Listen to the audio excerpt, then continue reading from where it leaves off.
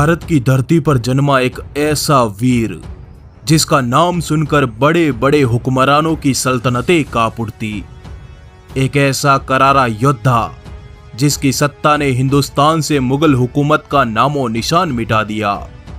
संपूर्ण भारत पर हिंदू हुकूमत जमाने वाले अटक से कटक तक की धरती पर जिसके नाम का भगवा लहराता था, उस वीर का नाम है छत्रपति शिवाजी महाराज।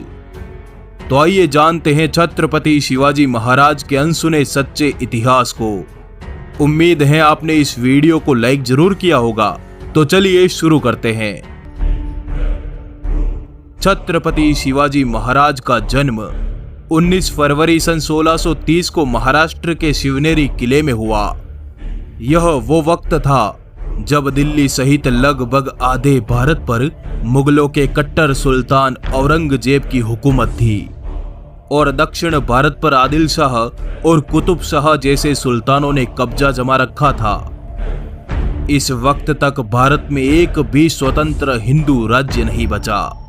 देश, धर्म, मंदिर, हिंदू और गायों को खतरे में देख मात्र 15 साल की उम्र में छत्रपति शिवाजी महाराज ने संपूर्ण भारत पर हिंदू हुकूमत जमाने की प्रतिज्ञा ली और इसी उद्देश्य से शिवाजी महाराज निकल पड़े अपनी सेना बनाने। पर 15 साल के बालक का साथ भला कौन देता, इसलिए उन्होंने अपने दोस्तों को अपने साथ लिया और बीजापुर की मुस्लिम सल्तनत पर धावा बोल दिया। मात्र 16 साल की उम्र में शिवाजी महाराज ने अपने दोस्तों के साथ मिलकर तोरणा के किले को विजयी कर लिया। इस किले से शिवाजी महाराज को बहुत बड़ा खजाना हाथ लगा। इस खजाने से महाराज ने अपनी एक सेना बनाई और इसी सेना के बल पर शिवाजी महाराज ने अगले 2 वर्षों में पुरंदर, कोंडाणा, चाकन और राजगढ़ जैसे विशाल किलों पर अपनी हुकूमत कायम कर दी। धीरे धीरे महाराज ने अपनी हुकूमत का विस्तार किया और अपनी सेना के साथ कोंकण पर चढ़ाई की। मुगल इलाकों पर पहली बार कोई हिंदू राजा तलवार लेकर आया था। मराठा सेना ने मुस्लिम सूबेदारों को मारकर कोंकण, कल्याण जैसे नगरों पर भगवा ध्वज तान दिया। 40 किले, 9 सामंत और 60,000 सेना के सरदार शिवाजी महाराज ने बीजापुर की सल्तनत पर दावे बोल बोल कर उसे पूरा खोखला कर दिया। अपनी सल्तनत खत्म होते देख बीजापुर का सुल्तान अली आदिल शाह कांप गया। उसने अपने सेनापति अफजल खान को एक बड़ी सेना देकर शिवाजी महाराज के इलाके में भेजा। शिवाजी महाराज इस समय प्रतापगढ़ किले में थे। ईस्वी सन 1659 को अफजल खान अपने विशाल लश्कर के साथ सीधे प्रतापगढ़ की तरफ निकल पड़ा।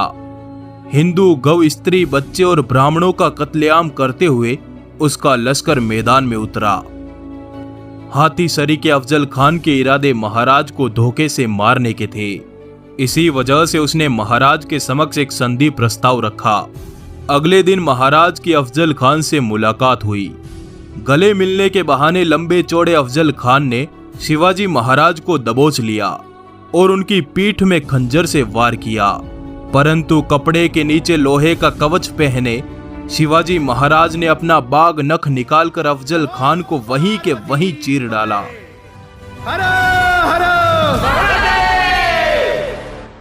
अफजल खान के मरते ही उसकी तमाम सेनाएं हवा की रफ्तार से भाग निकली, परंतु महाराज पर हमले से नाराज मराठे भागती हुई आदिल शाही सेना से भिड़ गए और गुस्से से लबरेज भगवी तलवारों ने 8,000 दुश्मनों को गाजर मूली की तरह काट डाला।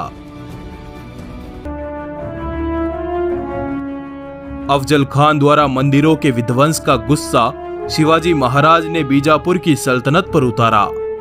ईस्वी सन 1660 तक शिवाजी महाराज ने बीजापुर के चौथाई हिस्से पर कब्जा कर लिया। सल्तनत के किले ध्वस्त हो गए, जागीरें लुट गई और सल्तनती सेनाएं लड़ लड़कर बर्बाद हो गई।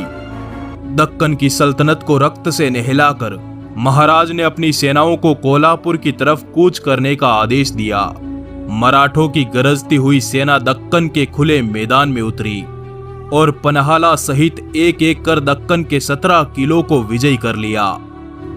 ईस्वी सन 1660 की रात आदिल शाह को उसके गुप्तचरों ने सूचना दी कि शिवाजी महाराज पन्हाला किले में है और इस समय उनके पास मात्र 600 सैनिक है। मौके का फायदा उठाकर आदिल शाह ने सिद्दी जोहर को 10,000 की सेना के साथ पन्हाला भेजा। मध्य रात्रि तक सिद्दी जोहर ने पन्हाला किले को घेर लिया। उसकी सेनाएं किले के चारों तरफ फैल गई। ऐसी विकट स्थिति में महाराज ने बड़ी चतुराई से काम लिया। उन्होंने कई दिनों तक दुश्मन सेना का अनाज खत्म होने का इंतजार किया और 13 जुलाई की रात थकी हुई दुश्मन सेना को चकमा देकर महाराज सभी मावलों को लेकर पन्हाला किले से निकल गए। भनक लगते ही दुश्मन सेना महाराज के पीछे निकल पड़ी। महाराज 300 मावलों के साथ आगे बढ़ चुके थे और इधर बाजी प्रभु देश पांडे के नेतृत्व में बाकी बचे मात्र 300 मावले 10,000 दुश्मनों से भिड़ गए। ये युद्ध आज तक के इतिहास का सबसे भयानक युद्ध सिद्ध हुआ। मात्र 300 मावले पूरी रात शत्रुओं से लड़ते रहे। सुबह तक उन्होंने 5,000 से अधिक दुश्मनों को मार डाला। बीजापुर की सल्तनत को तबाह करने के बाद शिवाजी महाराज ने मुगल इलाकों पर चढ़ाई करना आरंभ किया। ईस्वी सन 1657 को शिवाजी महाराज ने अहमदनगर के मुगल थानों पर धावा बोला और एक एक कर इस इलाके की तमाम मुगल चौकियों को तबाह कर डाला। जजिया कर गो हत्या पर विराम लगाते हुए शिवाजी महाराज अपनी सेनाओं के साथ आगे बढ़ते गए और जुन्नार के मुगल ठिकाने पर चढ़ाई कर दी।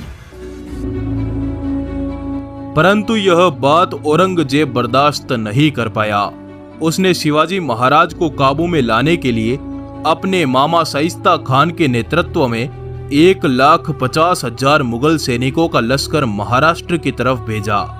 जनवरी सन 1660 की रात शाइस्ता खां भारी लाव लश्कर के साथ पुणे पहुंचा और पूरे नगर को अपने कब्जे में ले लिया। सुबह शाइस्ता खां पुणे के हिंदुओं, गायों और मंदिरों पर अपना गुस्सा उतारता और रात को पुणे के लाल महल में चला जाता। 3 महीनों तक यही चलता रहा, पर 5 अप्रैल सन 1663 की आधी रात को शिवाजी महाराज ने शाइस्ता खान पर हमले की योजना बनाई और मात्र 400 मराठों के साथ पुणे की ओर निकल पड़े।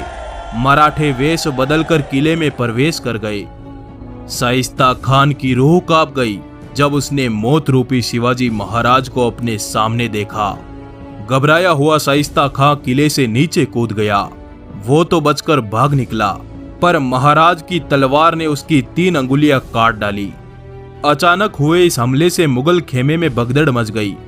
इस भगदड़ का फायदा उठाकर सभी मराठे पुणे से वापस लौट आए। ईस्वी सन 1664 को छत्रपति शिवाजी महाराज ने मुगलों के सबसे अमीर शहर सूरत पर चढ़ाई कर दी। मराठों ने सूरत के पूरे मुगल व्यापार को चौपट कर दिया और मुगलों की बेशुमार दौलत को अपने कब्जे में ले लिया। इस घटना से औरंगजेब का गुस्सा 7वें आसमान पर था। अपनी सल्तनत के अपमान का बदला लेने के लिए औरंगजेब ने तुरंत आमेर के राजा जय सिंह को एक बड़ी सेना के साथ शिवाजी महाराज के राज्य में उतारा। ईस्वी सन 1665 को जय सिंह ने 1 लाख सैनिकों के साथ शिवाजी महाराज को पुरंदर के किले में घेर लिया और महाराज से एक समझौता किया, जिसके तहत महाराज को हिंदवी स्वराज के 23 किले मुगलों के हवाले करने पड़े। परंतु ईस्वी सन 1670 में मुगलों पर कहर बनकर टूटे शिवाजी राजे ने किलों पर तैनात मुगलों को मार मार कर लाशों के अंबार लगा दिए। मात्र 4 महीनों में उन्होंने एक एक कर अपने सभी किलों पर भगवा ध्वज लहरा दिया। 6 जून सन 1674 को शिवाजी महाराज का वैदिक मंत्रों के साथ राज्याभिषेक हुआ। अपने राज तिलक के तुरंत बाद हैदराबाद रियासत पर चढ़ाई कर दी। उनकी सेनाएं दक्कन के पर्वतों से उतरी और पोंडा, कारवार, कोल्हापुर और जंजीरा के किलों को हुकूमत के नीचे ले आई। छत्रपति शिवाजी ने कर्नाटक से होते हुए वेल्लोर, गिंगी, मैसूर और तमिलनाडु तक के इलाकों पर विजय प्राप्त की। ईस्वी सन 1680 में मात्र 50 साल की आयु में हनुमान जयंती के दिन छत्रपति शिवाजी महाराज ने स्वर्ग की ओर प्रस्थान किया। ऐसे वीर सपूतों से जुड़े इस वीडियो को आप लाइक जरूर करें।